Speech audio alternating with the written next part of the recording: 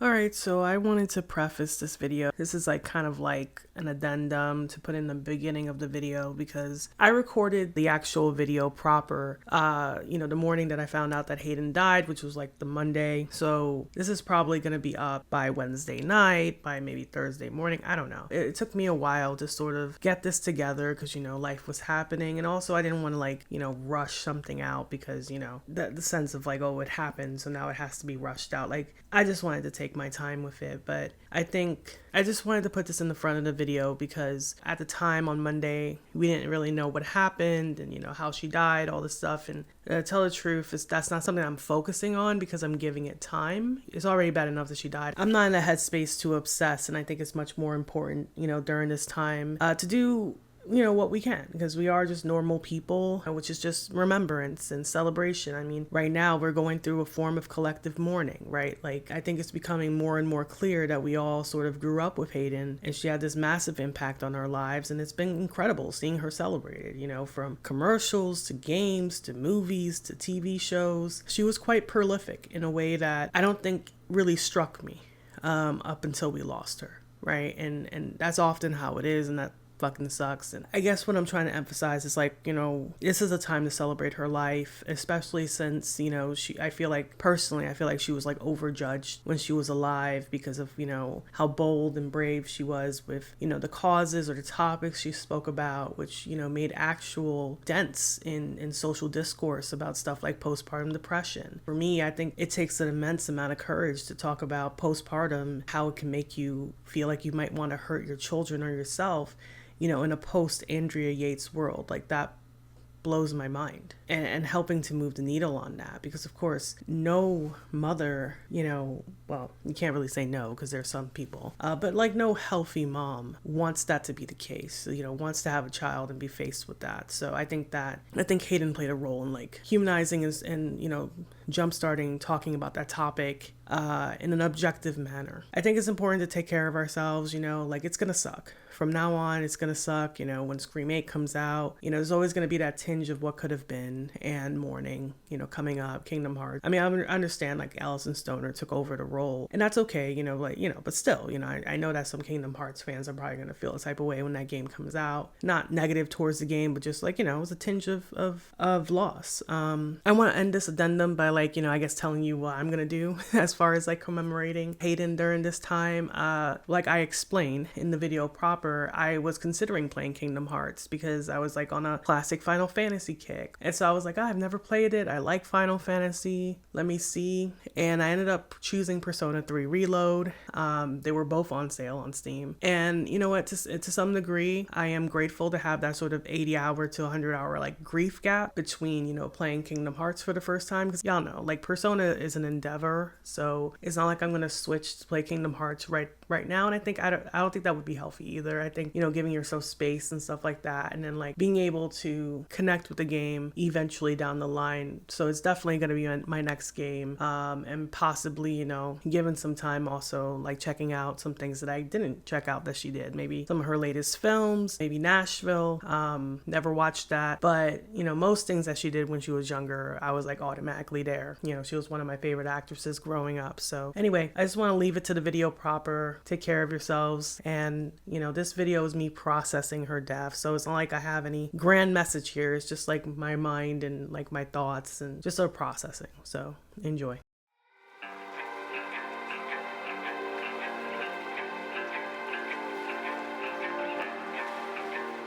So we have some tragic news.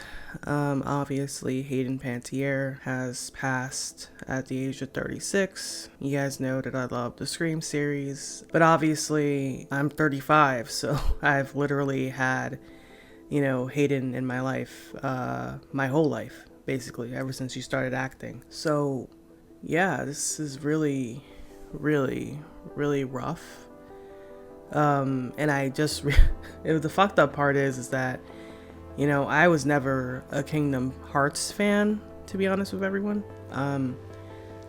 I know that might be sacrilege for someone my age, because obviously something that was meant for my generation.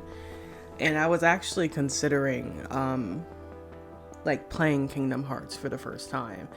because I had just never played them. And the fact that all these different sequels had used to be on different systems, like, was something that, always a friction point, you know?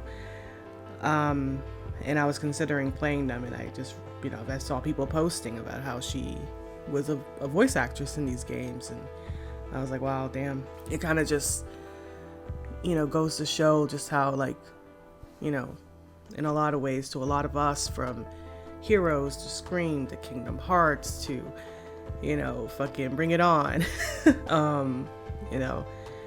Shibuya, All or Nothing, right?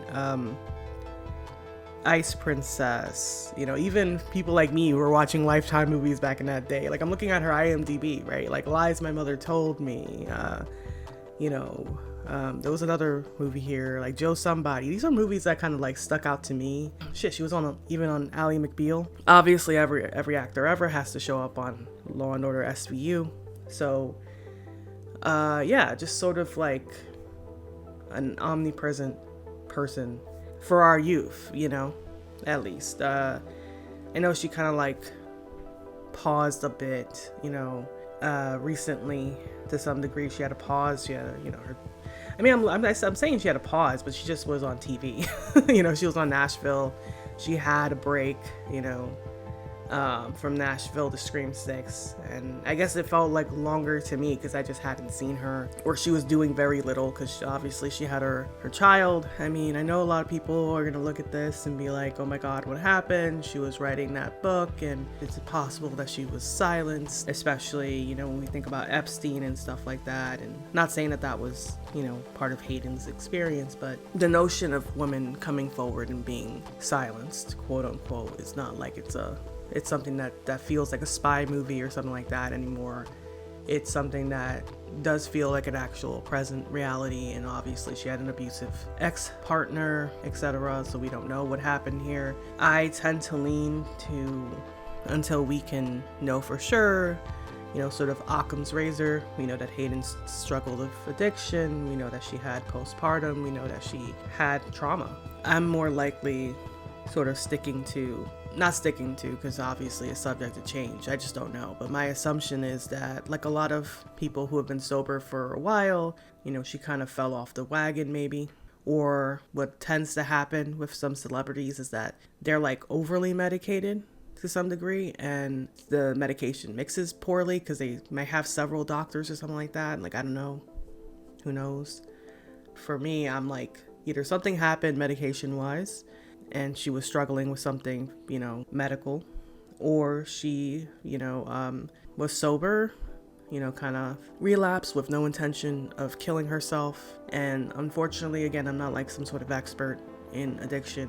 That's not my main area of study. But as I understand it, one of the biggest dangers of, being an addict and then going back and relapsing is that you go for the hit that you used to be able to take, which was when you were an addict and you had a higher tolerance back in those days. What tends to happen, as far as I understand it, is that they take the dose they used to take, not understanding that they no longer have the tolerance, and they sort of, it leads to OD.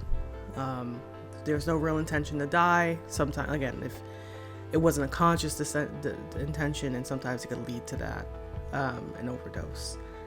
Unfortunately. I mean, even that, obviously, all of it is not great to think about. It's horrendous and tragic that she's gone. Like I said, she's been quite the little icon in our lives. Whether you were memeing with Bring It On, whether you were moved by her Claire Bennett in Heroes, and if you were like me and bisexual, watching the last season of Heroes and watching her relationship, I forget what that character's name was that she had. They actually kissed. Like, it wasn't like, they were trying to gay bait or whatever, queer bait. Yeah, there you go, Gretchen. Yeah, that relationship, that she had with, Claire had with Gretchen, was very moving to a lot of us who were young, who were queer. It meant a lot. Kirby in Scream 4 was everything. In my mind, Hayden was a little bit of a queer icon for a lot of us. And and she was beloved for that. Again, like her curvy, like, whereas, you know, there's so many different women in Scream, and when I say that, I mean types of women. So it's, you know, diverse, and it's rich, and, you know, you can find yourself in all these different types of women. But I think that for a lot of us, you know, youthful queers, it was Kirby Reed in which we actually felt ourselves, like sort of like come alive on screen, a representation of ourselves. Business casual blazer or nah, you know, sans blazer or with blazer. For me, it was sans blazer. Like, I could never, but, you know, between, you know, Heroes and Scream, and obviously now finding out Kingdom Hearts, she was part of our youth in so many different ways, and it's incredibly tragic. I feel horrible for her and life lost. You get a sense that Hayden wanted to, and that's the thing that people don't understand. Like, you could be relapsing and very desperately want your life to change and want your life to be better still, right? Those two competing thoughts can't exist. And if you have ever struggled, then you know that sort of conflict between the future and what you could have and what you want versus the pain and the devastation of the current moment and wanting to get rid of that pain. I think most people who have struggled can identify with that, and how immensely tragic it is that, you know, she lost that battle. Allegedly, I don't know. I can't know what was in her mind, but it would appear to me that from interviews that Hayden did want to live. And I'm, again, immensely sad that that didn't work out that way for her. It's incredibly tragic for her daughter. I can't imagine. I mean, I could say one thing, she has a really kick-ass mom. One that left her many gifts to experience. And of course, for her partner, who, it's just fucked, right? Like, I believe that Hayden's ex or current partner was fighting in Ukraine. So yeah, that's fucked. Just overall, like, you know, I know Hayden lost her brother recently. Overall, for the family, devastating. It's terrible. Lost both kids. I don't know if they have more, I'm not sure. Again, like, I don't really follow celebrity closely, ever, you know, so I usually am leaning towards that's their life, etc. And of course, you know, there are going to be plenty of people who are going to be trying to play armchair therapist, armchair detective, armchair everything without much leg to stand on when it comes to this. I would assume, I mean, maybe not, but I would assume that there might be some people. I mean, all I can say, again, as someone who has studied this stuff as a professional, you can never diagnose someone you never met. Even if you have their writings and every fucking, you know, chart and every fucking, you know, therapist note, psychiatrist note, you never met them. And then what you're reading from their, you know, psychological history is someone else's interpretation or of them, right? Like their thoughts of them. And there were things that were left off the page for one reason or the other. And you know that as a professional, not every single thing makes it onto the page for whatever reason. So, and then again, before someone starts saying, well, that's negligent, no, it's not. It's just normal. There are things that you're not going to write down in terms of like repetition or, you know, that I know nowadays people don't write things that are like identifiers of certain things, like just to protect people from a system that's trying to harm them. Essentially, there are things, obviously, in this condition, in this political condition in America, there are a lot of reasons why you wouldn't write certain things in your notes. And even before this political condition, there were many reasons why you would just keep certain things out. For whatever reason, you know, again, it's at the discretion of the therapist. So the idea that a therapist writes every single thing in her notes, in their notes, in his notes, you know, that's ridiculous. That's not what happens. I guess the point I'm trying to make is that you can't find everything ever in notes, because unless it's like a medical test of some sort, you know, and even then there's self-report bias and stuff like that. Like, you can never really know. The argument I'm trying to make here, not my argument, it's an argument we're all taught. You can't really know unless you sit down with the person. You know, going off of someone else's notes, that's one thing. Someone else's interpretation, that's one thing. Nothing beats sitting down with the person themselves. When it comes to Hayden, we can never know. I mean, I can only tell you what I observed.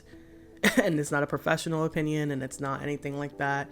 Don't know her. I will never know her now, right? So for me, all I know is that this was a woman who was abused, who was arrested before for these types of events, who was an addict of some sort. I don't even know exactly what her addiction was. Like I said, I don't really pay attention to celebrity all that much. And that she had postpartum depression. And obvious. So again, like, this all kind of rings true. It makes sense. I have seen interviews where she does display certain behaviors, and especially with language and how she speaks when it comes to something that really triggers her.